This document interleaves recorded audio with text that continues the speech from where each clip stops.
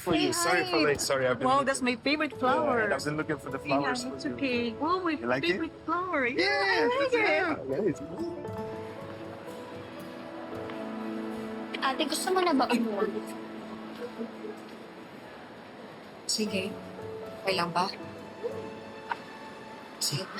Ibayad lang ako sa parking ha. Tapos kahit mauna ka na sa kotse, bigay ko na sa'yo itong susi. Kunin ko na lang yung balad siya ka parking card. Ha? Sige. Palamig ka na doon. Ay, akin na to. See you! Sebastian, I have a surprise for you. You know what we're gonna eat for dinner? Yeah, I have this anniversary.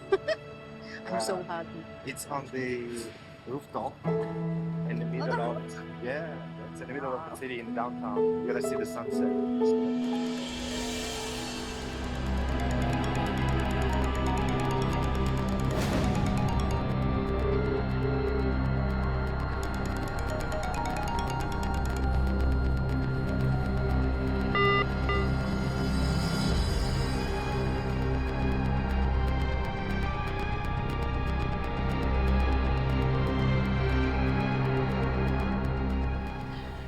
Tita, I'll see you tomorrow, ha?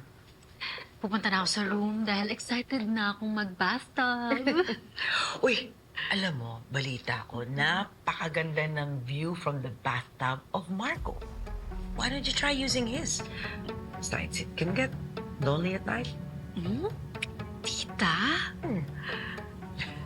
Trixie, alam ko naman ang totoong dahilan kung bakit ka nandito. And it's not because of me. Angel, ba't nandito ka pa? Ate, nantay kasi kita. Gusto mo ba magluto na lang ako ng dinner sa bahay? Okay lang ba kung huwag na lang tayo sa bahay mag-dinner? Bakit, ate? Kasi sanay kasi ako mag-dinner with Marco. Sa tagal ba naman namin, 10 years kami. Araw-araw kami nagdi-dinner together. Okay lang ba?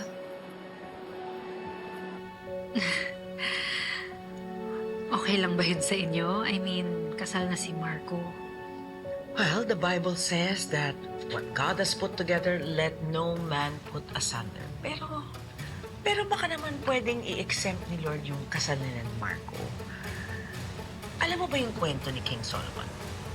Yung dalawang nanay na nag-aagawan sa isang bata? Parang kayo ni Vanessa. Kaya lang ang difference, si Vanessa, kaya niya kasing tiisin si Marco. Okay lang sa kanya na masaktan ng anak ko, makuha lang niya yung gusto niya. Hindi katulad mo. Well, ako tita, I've learned my lesson. Hindi ko na talaga kayang saktan ulit si Marco. And mali man sa mata ng iba, pero mahal ko pa rin talaga yung anak niyo. Ate, hindi ka ba natatakot na baka ma-attract siya sa ibang tao? Hindi. Hindi ka na si Marco. Loyal yun. Loyal nga siya, pero paano kung may mga lumapit na ibang babae sa kanya?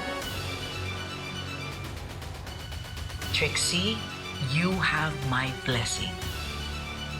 So go and get my son back.